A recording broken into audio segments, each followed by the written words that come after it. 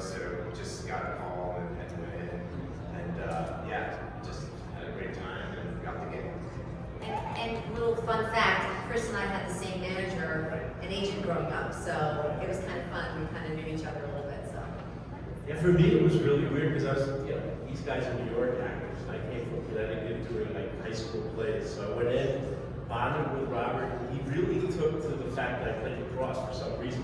So I don't think I auditioned. I think we just talked about like lacrosse for a half hour, and I left and I said, why didn't you audition? There's no chance. Here we are. That's hilarious. Oh my God. So I was 12. It was May of 1982. And I walked in and it was just one man. He was 24 years old, Robert Hiltzik. He was at NYU Film School and the audition was at NYU. And I walked in and he just seemed really kind. And I was like, hi. I was wearing blue overalls. And I was really flat-chested, so I immediately got it now. And he had me improvise. They changed, baby. Thank you, Jesus. Yeah, so then he had me just stare. And I was like, oh, okay. Then he said, stare at me in a candy bar. And I thought I would be funny, and I started picking my teeth. And he was like, no, be straight. And I was like, oh, okay. But we talked a little bit, and I left, and I said to my mom, oh my God, I think I got that part. She was like, shut the fuck up. It's like such a New York stage mother, and I was like, no, I really do. And then I had one more audition. Did y'all have one more callback? I didn't know.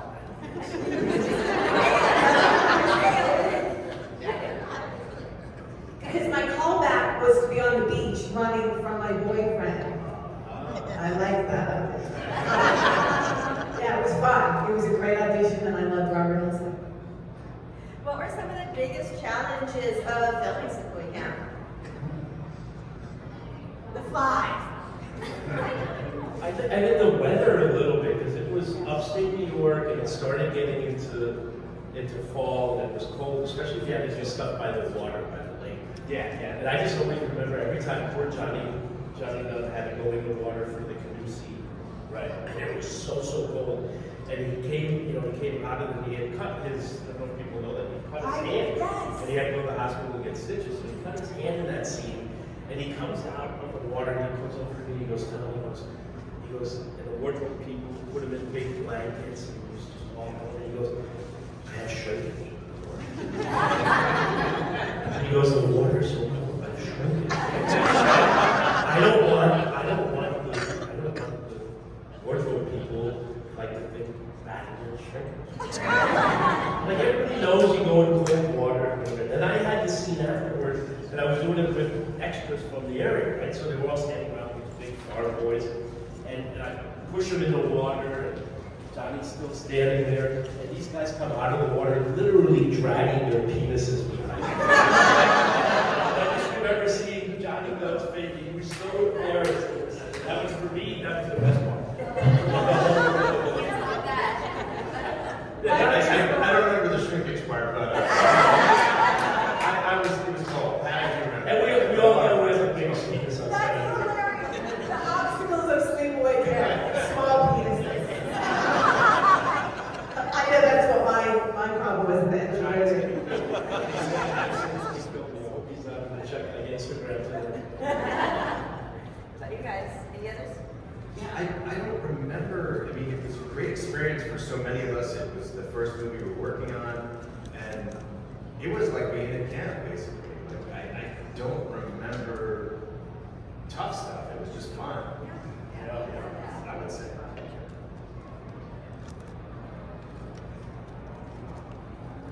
I do remember those flies. I will say, like, we actually ate in the rec hall. So when you watch the movie again, there's these beautiful strips of tape with 3,000 flies attached to them. And we ate in that kitchen with those flies. It was so gross. But I had no problem eating the Freihofer chocolate chip cookies, and I ate so many that my ass is huge. When they pulled me out of the water, I'm like, and there's my ass. I ate my cookies. I was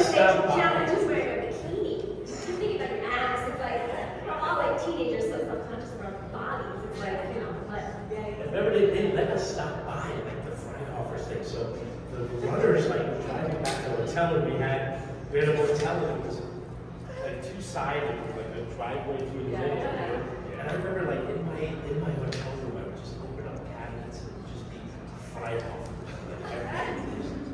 That was like a big. You guys had a lot of beer in your rooms, right? Not me. Well, you did. I was a saint.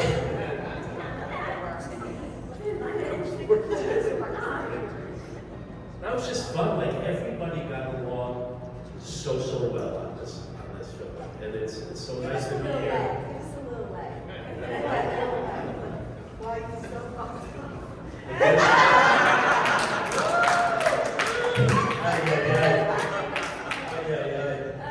No, we all did it. That's why, I mean, 40 years later, here we are.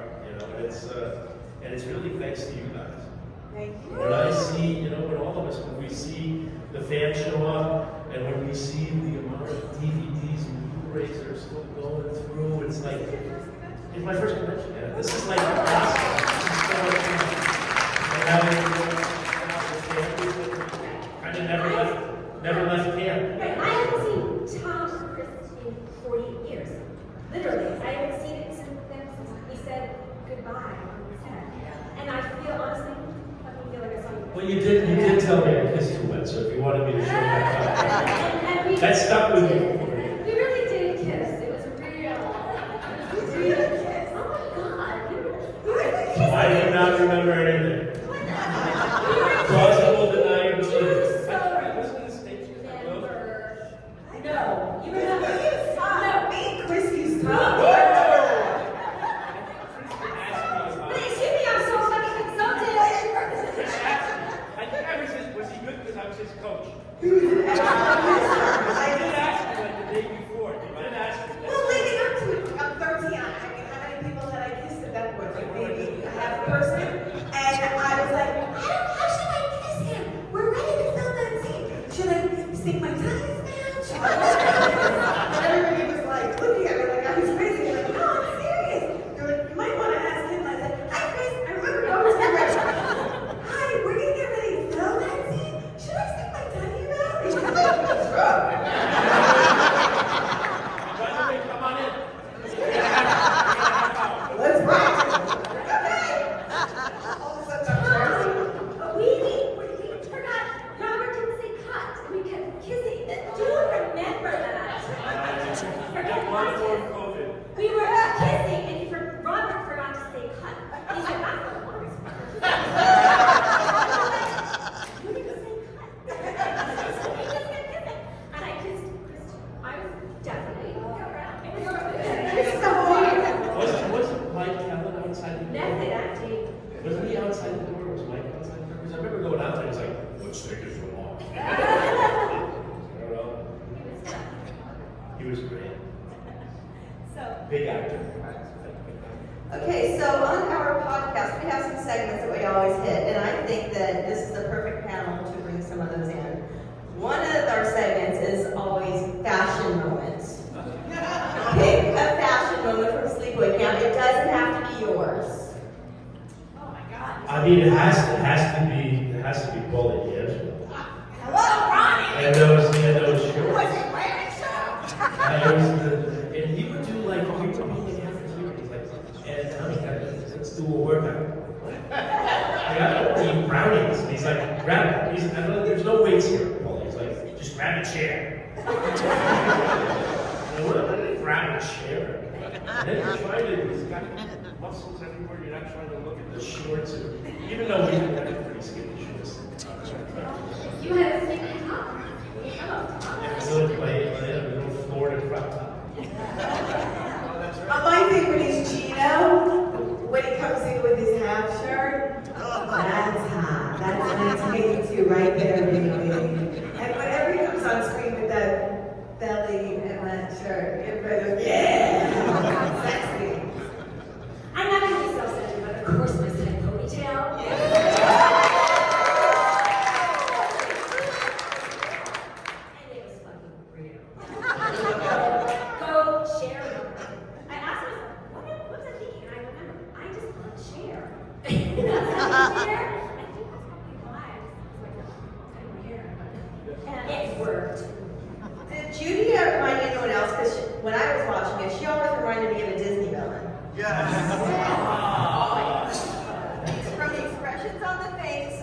look and Yeah. your style, you always look like a Disney girl. I think you are the best, like, mean girl Yeah. ever. I think that.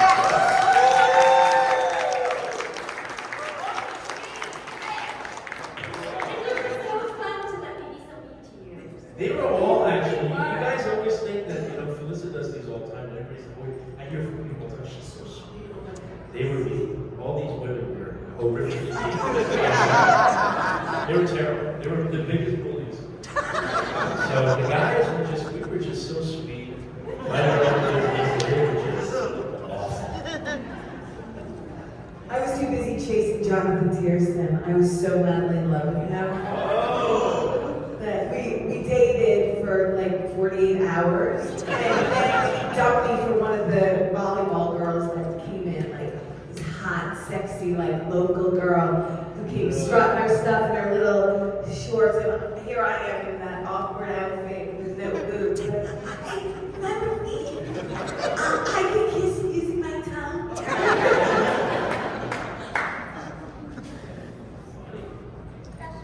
Oh, fashion moment. I mean, it has to be Meg's bandanas. Yeah. I don't know what was up with that, but I think that was everywhere.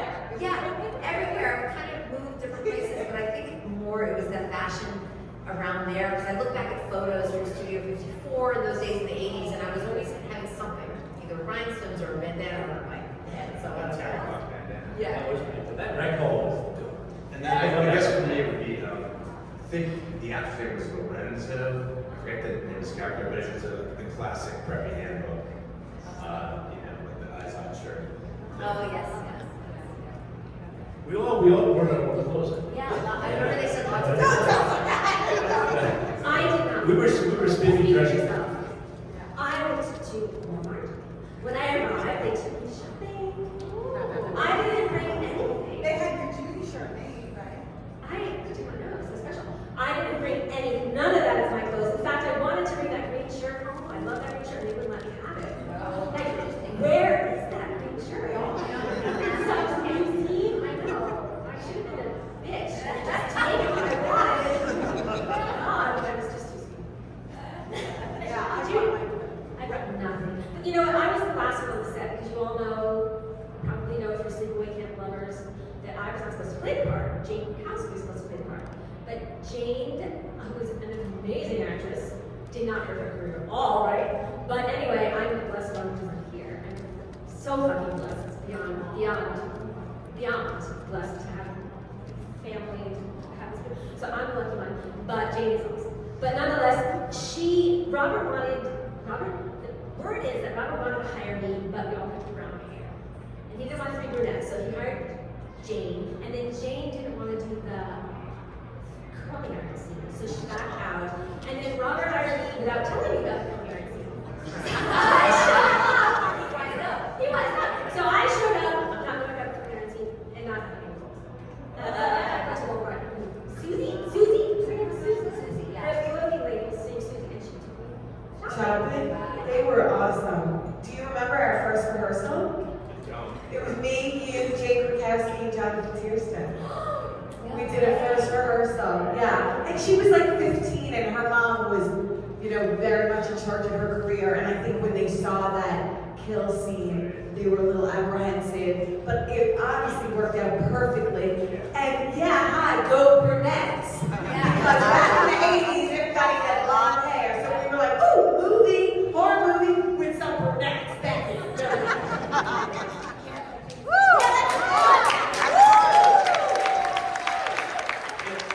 I just remember Robert just always cutting costs too. I remember he just comes up to me, he's like, I have an idea.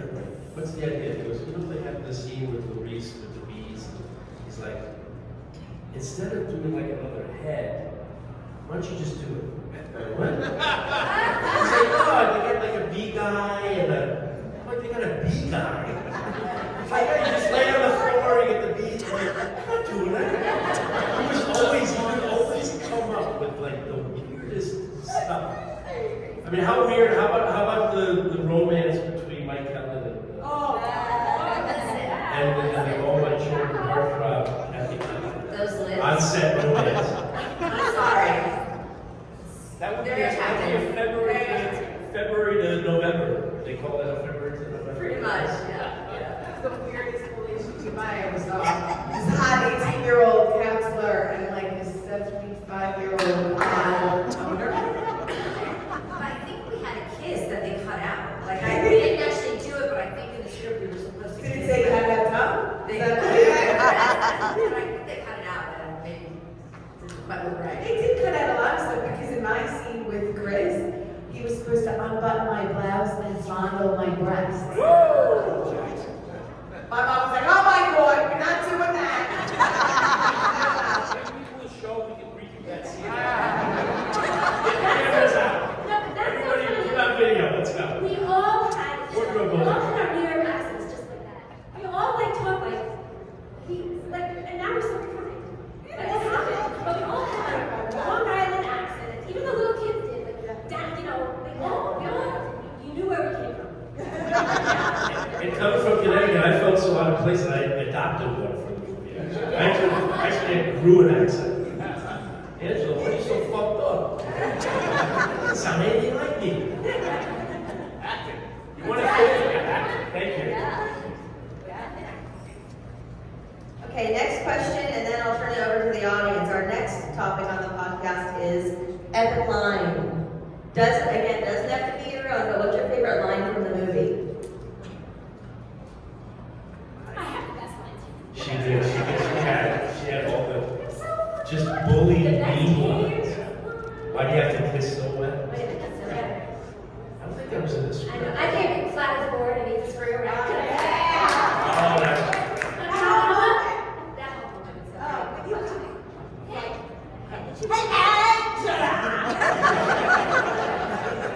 What are you looking at?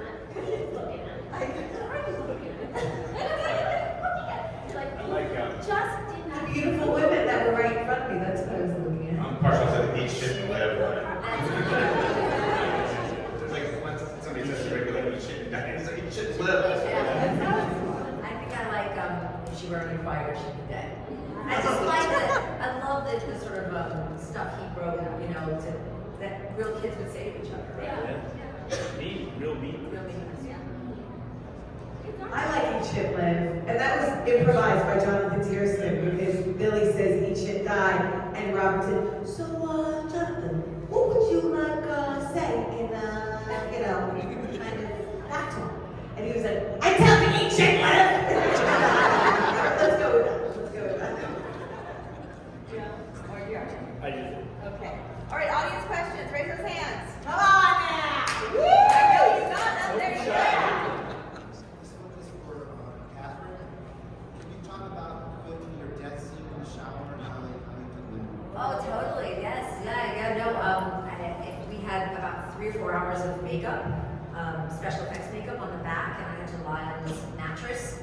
And I had the flu. I had a fever, and my mom actually drove down or took a bus to come and be with me because I had just turned 18. It was sort of my first thing alone, and I didn't know how I was going to get through it. And we were filming all night. And I don't think the water was freezing, but it certainly wasn't warm. And it was not easy. It was not easy. And also, I was wearing a half bathing suit. And they kept seeing it, and they wanted me to pull it down, but there was very specific no nudity in my contract. So I remember before I left, our manager said to me, no matter what they ask you, do not take that bathing suit off. And they were asking, like, can you lower it, lower it? And I was like, no, that's it. And I think there's a quick, you can kind of see it quickly.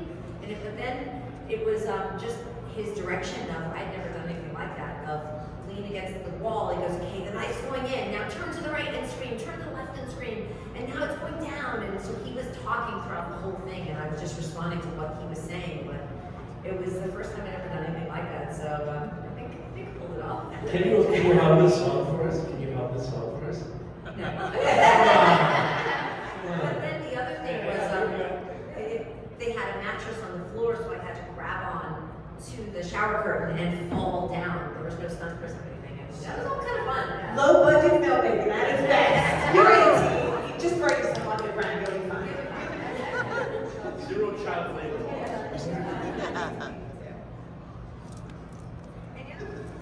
This is unrelated to Sleepaway, but it's for Chris. Tell us what doing the Langoliers was like? Sure, it was awesome. We shot in Maine because of Stephen King. He's from Maine, so I don't know if it's on every project, but I think he tries to make production companies film in Maine because really lets us stay. So we were actually shooting at the Bangor Airport, which is in Bangor, Maine, and it's one of the longest runways in the United States. So it's a lot of times if flights get in trouble, they'll go to New York, they'll defer them to Bangor. So that was interesting. And Stephen King was around a fair amount. We got to go to his house, which is really cool. Like he still lives there, marries his school sweetheart, and it was just a really interesting time with fantastic actors. And not only was I hanging out with them all day, but then Maine's so beautiful. Staying in like a little cottage on the lake, and the next door neighbors were really friendly. So it was a wonderful experience. Thank you.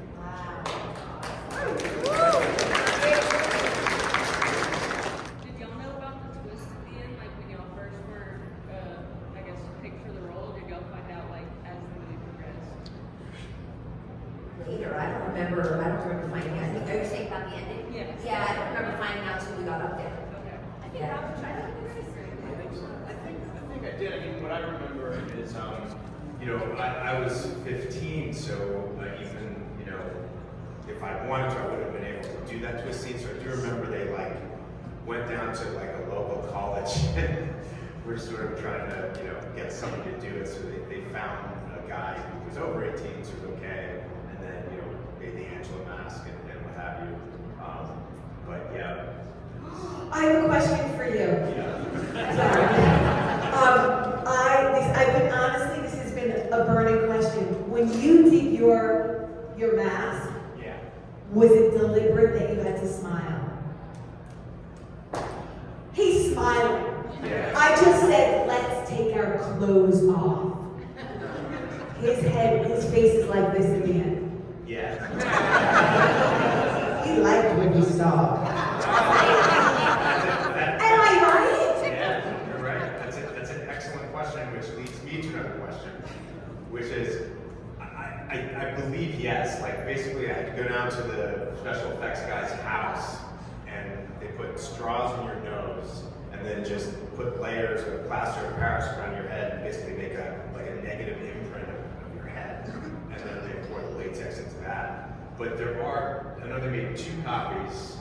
I don't know, somewhere out there's 2 of my heads. Somebody's mantle, and I don't know what happened to them.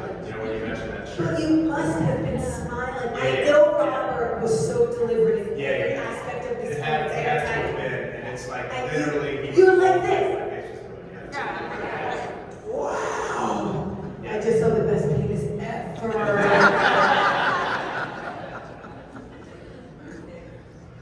Thank you, Chris, for answering my question. But thanks for bringing it up, because it had to have been, because they literally were making a mold of whatever my head was doing. So. So much of the original props and things. I remember going to Fangoria, the first one, which is when we had that Q&A ages ago, and people came from Australia, Europe, and they were bringing props. And wow. With stuff they had. Yeah. So your head's a props. No, like in New Zealand. Somebody's got them out there. Yeah. Any other questions? Do you guys own anything from the movie? Like, do y'all have any of the props in y'all's personal or no? I have one weird thing. So they did I've been missing it, Chris. use You have they did use me for one of the shots where we're supposed to be naked. So they had basically to make it look as naked as possible, I guess, they cut a pair of Fruit of the Loom underwear, and then we pasted like a maple leaf over it. I do have that thing. So. Okay, this is really weird. It's 1982. I'm 13. I think you were 14. 15. And I know I was pretty naked. Yeah. And they were like, oh, just put a shirt on your ass. Who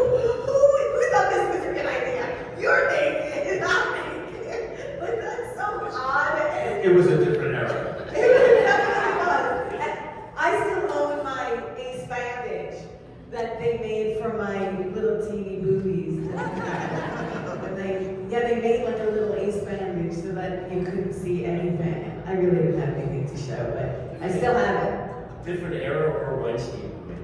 I took the original poster from the movie at Times Square, the last showing, and I went with a bunch of friends, and it was in glass out front, and I said, can I have that? Has anyone taken that? He goes, yeah, take it. So I had to hide it for years because my daughter, who's an adult now, was terrified of it. So I hid it in the attic, and then I finally found it a couple years ago and took it out, and now it's on proudly on my wall.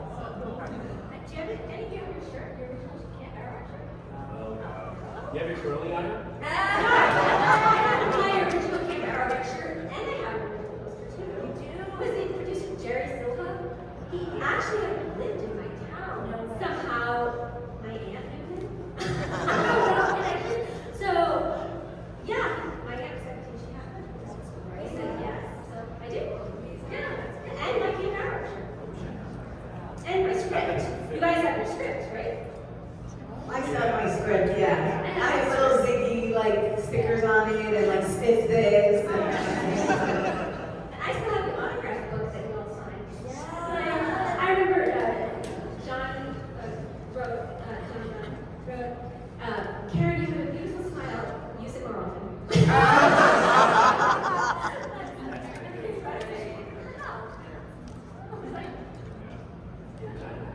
I think there was one in the back. Yeah, there was. I saw someone over here, yeah. What was it like seeing the initial audience reaction when the movie was released for the reveal at the end? I was in the theater with my 8th grade class.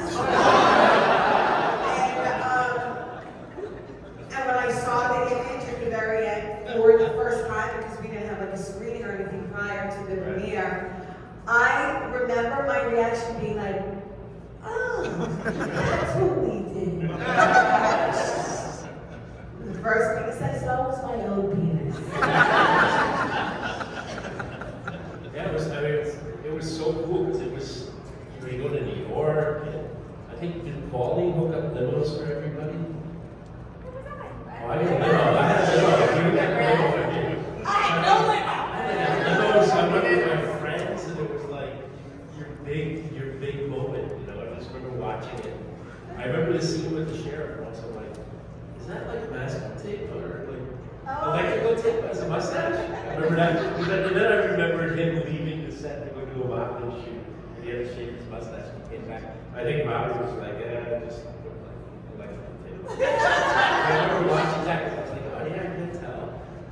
That was just great. We were all hanging out. I think, did we have an afternoon? Did you guys date a little bit? Which was not a big deal after Mike Kelly. Yeah. Like, all my friends were like, wow, you really like that. I was like, I should date her by I don't feel special. We did it for a nail second. 6 One of years. the funniest people I ever met. Oh, jeez. I thank everybody. We're going to see everyone.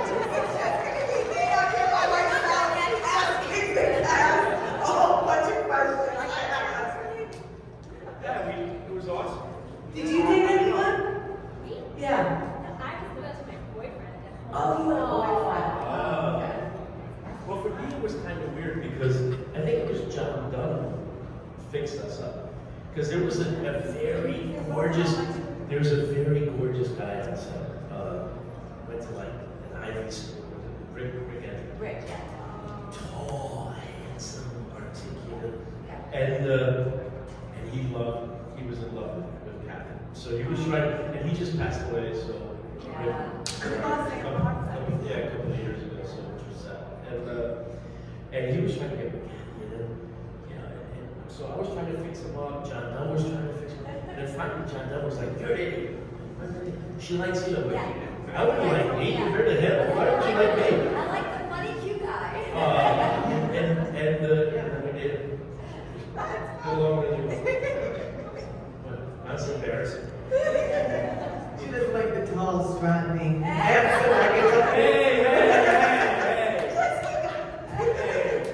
you know, like, Always go for the funny guy, makes you laugh.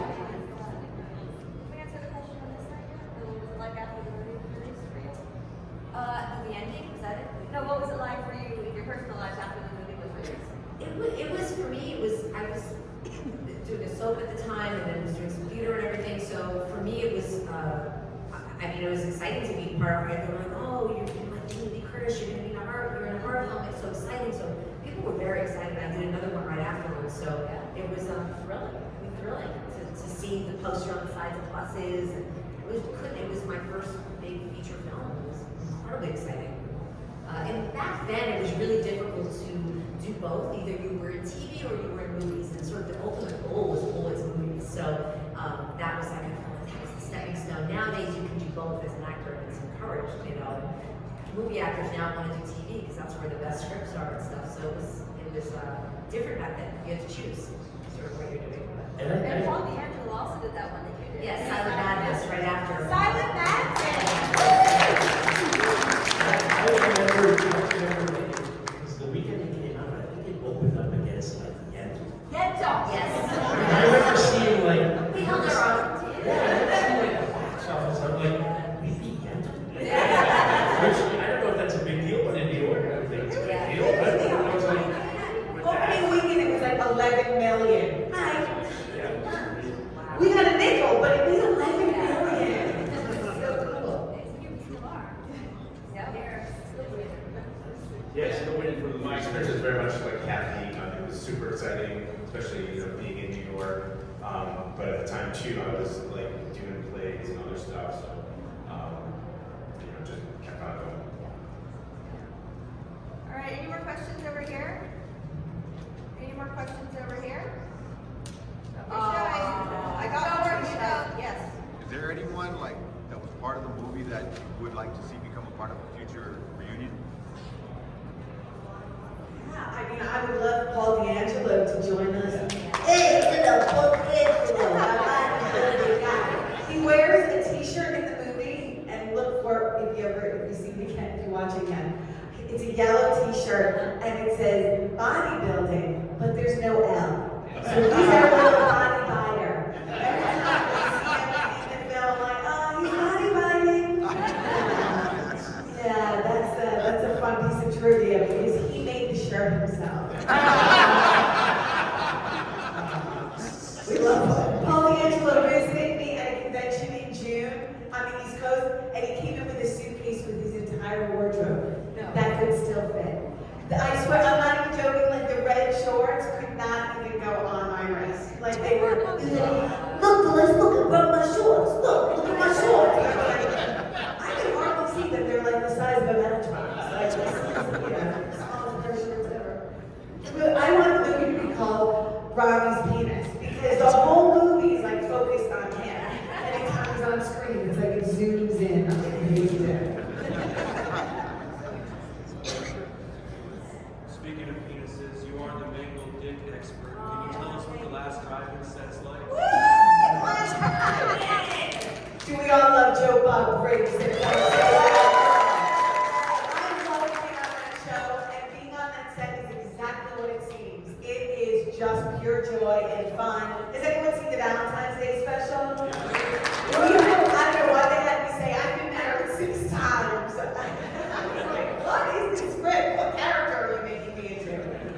It's so fun. I love being his mangled dick expert. Season 5 is coming, and I'm so proud to say that I will be involved a lot more. There are skits, and it's just a joy. I love the whole cast and crew, and I'm so grateful to be a part of that amazing show.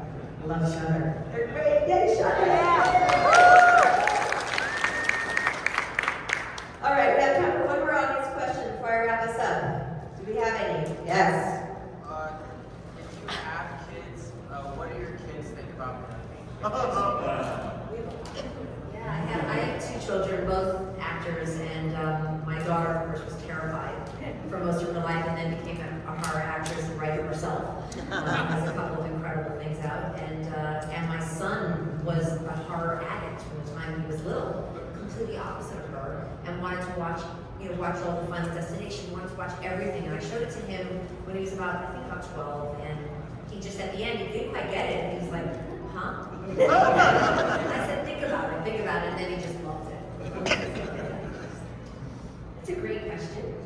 I have a daughter who is very successful in the industry and is about to sell her first TV show, Hey Erica, and she does the podcast Getting Curious with Jonathan. So she really isn't impressed with me at all. Not at all. But my son is transgender, so I'm super fucking proud of him for being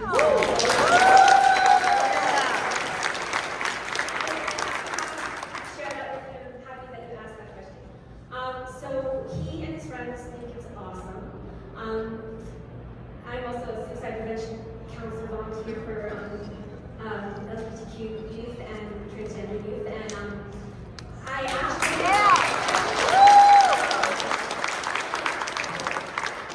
it really like meant so much more to me as the years have gone by because of my son, because of what I do, and so I'm so happy that my son is not insulted by the movie. In fact, he thinks it's a positive thing, like stuttering because it's so like part of my heart. Sorry, and I'm grateful for Melissa for saying only positive things about transgender, which is cute. And that's right. Yeah.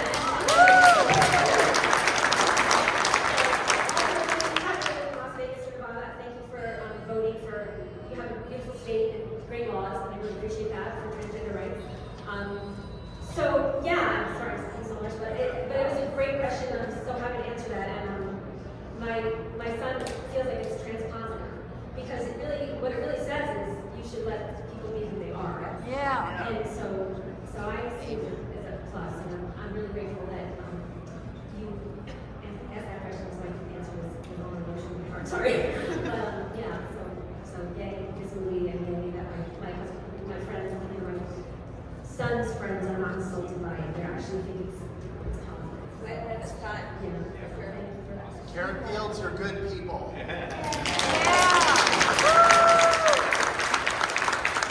funny because we do on the music side, I did a lot of work with the HRC, and the HRC never frowned upon it as well. So that's sort of for me, in that space, the seal of approval, so it's kind of cool. So I think I have four kids, and they love it. For them, it was amazing because it's just something that stayed a constant because their friends all discovered it at different sort of stages of their schooling and just growing up. So every few weeks somebody would be like, "Dude, I just saw that movie.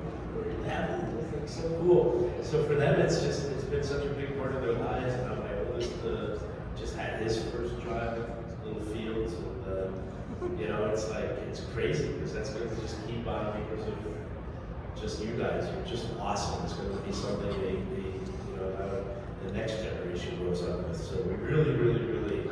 I can't say enough. I really appreciate you guys very, very much. Yeah, It is great so much for being such a loyal fans. It is really cool to be involved with something that goes now through to a new generation. Yeah. It's cool. Hell yeah, that's the horror community, man. We are the people in the world. I wish the entire world could take a page out of our community and emulate the same kindness and inclusivity, because we would be so much greater if it were like this. So thank you. We Thank you so much. appreciate it. Yeah, and I just want to say also about the movie, like the fact that we're here for 40 years. This movie lives on because it asks the question and it starts the conversation about transgender rights and about people's rights. So I am shocked that this movie is still living on, but to me, it makes sense that it's living on. Because we're at a point now where we have the conversation and we're brave enough to have this conversation. So in fact, this movie to me is more important than ever. So thank you for so much that Melissa, thank you so much for caring about the movie. Horror really does mean so much more than what you see. Absolutely. There's such depth to horror. And let's not forget the bullying aspect, okay? Because it's a great revenge movie. Yeah! We call it Guys, just so you know, every time Melissa would go do what she called me, she's like, "You're an asshole. I can't get it. Everybody keeps asking for the return DVDs." We took them out of the marketplace. So we took them out of the marketplace for the past 5 years, and I wanted to bring them back for the 40th, just for the conventions. So if anybody's looking for those, they're at my table.